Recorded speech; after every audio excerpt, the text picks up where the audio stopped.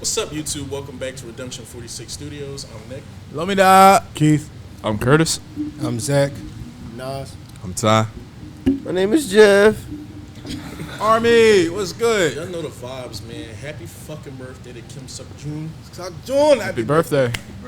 It's Jin. Who? Suck Jin. It's Jin fucking birthday. It's Jin Day. Big It's Jin. our Sage brother. I'm sorry. So yeah, by the time y'all Jared, watching why this, you like this, bro? you're gonna fucking definitely I want to don't jump know, on the man. Patreon. It's Jin Day on there too. Happy birthday, Nano Sang. You showing him nothing but love today. Woo, fire signs. Let's jump right into Moon, which I believe is a banger. But if we miss the moon, we still laying on. I know what moon I want to get into. Jesus Christ. Gotta wait your turn.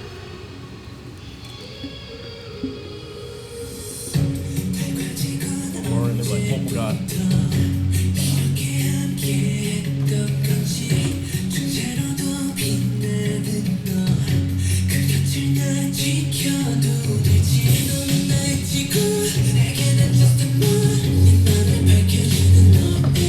Oh, y'all remember this?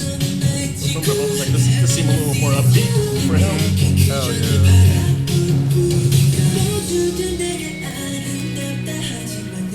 It's a whole Justin Bieber song.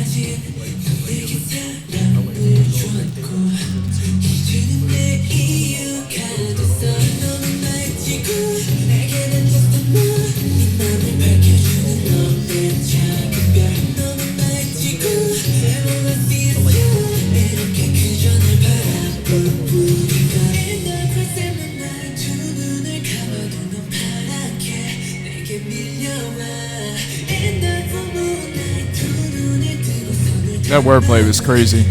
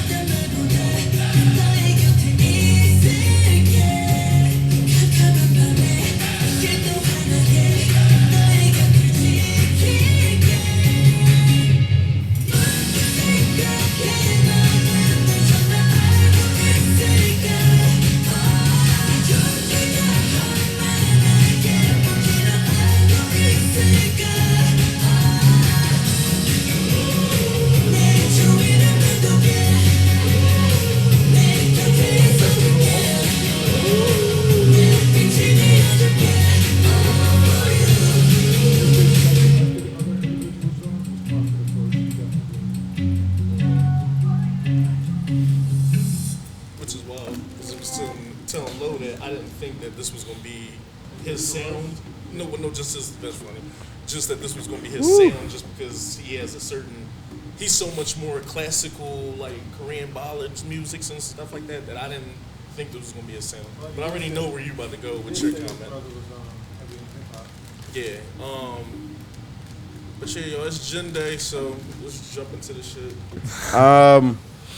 Jin.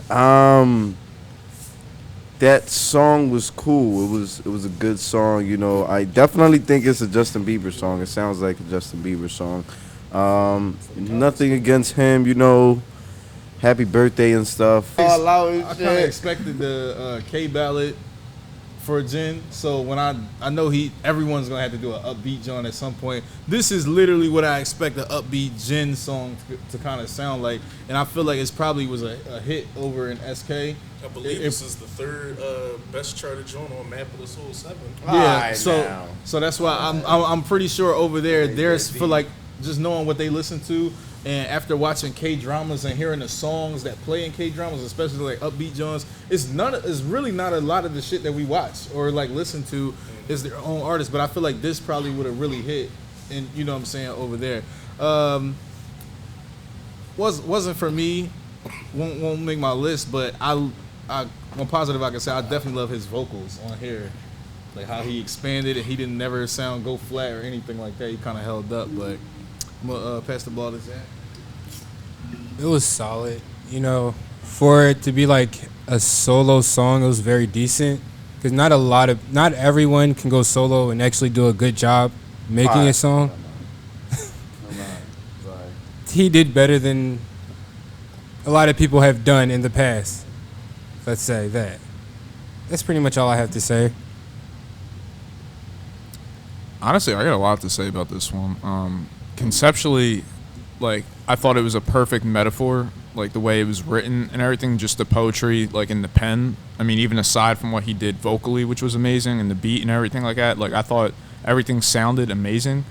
But the thing that really astonished me about it was just the poetry of the pen and that, like conceptually, I love the whole play on words with the moon and the earth and orbiting around you, but kind of like I'm drawn to you, but like I'm also at a distance, kind of like I just thought it was a great metaphor for love. My favorite lyric. No, I mean like then, congrats, because that was really amazing to me. But my favorite lyrics in this was definitely he was saying like you come to me in blue waves and everything like that, which is blue waves is obviously like a literal play on the moon, like tugging water, like the whole the yin yang between the moon and the ocean. So I thought that was like a really amazing wordplay. But blue waves, like you come to me when you're sad, you know, with all this weighted like emotion and everything. So I just thought, like, I don't think a metaphor like that has ever been so strongly like relevant. At least like the metaphors you usually hear are like, you know, like love and arrows and war and that kind of thing or something like that. But I had never heard of it put that way, and I thought that was really amazing. And, you know, obviously what he did vocally was amazing too. Also, just like you said, just touching on the lyrics. I like I think it was the last verse, or maybe like some of the last lines. It was like, I'll give you no thank yous, and something else that he said. But pretty much like I'm not going to talk about it. It's going to be all action. I'm just going to stick by your side. I'm not going to say I'm going to do this or say this. I'm just going to be by your side through everything, through the darkness, through the light. I'm just going to be by your side. That was pretty.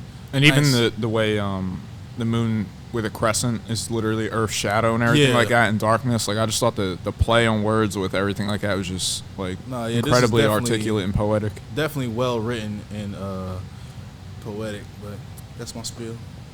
I agree. Lyrically, it was solid. Like y'all said, the play on words, it was poetic. It was magically delicious lyrically. But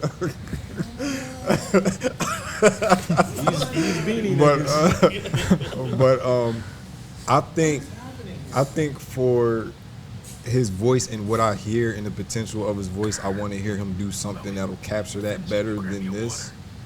Because I definitely think he could do something a lot better as far as vocally. Lyrically, it was solid, but vocally, I feel like he can do something a lot better than this. But overall, it was nice. It was a nice song. It was a nice ballad. I echo you guys' sentiment about the lyrics. Honestly, I thought the song was going to go in a different direction. When you're talking about moon, I thought he was going to relate himself to the moon and the sun, being that the moon steals light from the sun and was only able to shine because of the sun. I thought he was going to use that reference in reference to love, but I definitely get that. He's so stupid. But I definitely got the waves, even though he mentioned the waves on the crescent moonlight, which were a bit more relevant to use it on the full moonlight, because that's when it pulls the gravity. But all in all, I thought the song was cool. The harmonies were straight. I thought the layering was well done. The background vocals, if that was him, was very well done. I was actually surprised at how good it was, and this is not a knock on him, but For the direction you thought it was going to go. right. And usually when you hear people's solo songs, they're a part of their personality. He's probably the one I know the least about out of the entire group because he kind of keeps himself very contained from what I've seen, in my opinion. So I wasn't really sure what to expect, but this was definitely a good song. Yeah. I really like too that they played on the like I'll be there for you in your darkness and how like the literal light for the earth when it's nighttime comes from the moon. So I just thought that was like a really like again on the poetry, the lyrics. I just thought that was a really strong metaphor for that. Yeah, with this, when I was looking up like a lot of his single tracks and everything like that, this is considered like a milestone track. Like it did a lot for like the Episode 7 album itself, but just how it charted and stuff for how can I word this? I know a lot of the other members get so much love, so it's when he went to go do his solo stuff, you not sure what the expectations would have been as far as like where it would chart and everything like that. But the amount of love and support that he got for the track kind of was really astounding. And then when you hear the track, it blows you away in the sense of I thought it was going to be more of a traditional SK track, and it wasn't going to be kind of a little bit more like upbeat. I guess my only gripes with the song is that I kind of do wish, as strong as his voice is, I wish maybe Experimented a little more. Yeah, it would exactly like it experimented with a little more, or maybe did different breakdown with the beats to let him flex his vocal muscles, because I do think he has one of the strongest voices like over there. He has the strongest voice in the group to me in general. I just wish that it's layered a particular way or set up for the, in my opinion, it's layered a certain way for them to put him in the best position to succeed as far as like really snapping on tracks. But this was a solid outing for him. Anybody else have anything like that? Don't mind me, y'all. I was just playing. But It's been enough playing in this. Last thing I thought was cool was that I didn't have a name until I met you, sort of thing, because obviously people on Earth like had to name the moon. The moon just existed in orbit, and I just thought again like, you know, the poetry never ceased to amaze me in this one. Yeah, it's definitely beautiful as far as the lyrics go and everything too. Y'all good over there?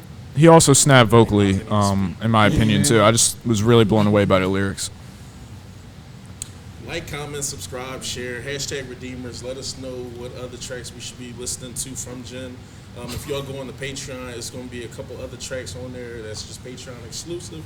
So Army, show Jin a lot of love today. He deserves it. happy birthday, Jin. Happy birthday, Jin. Bora. Bora.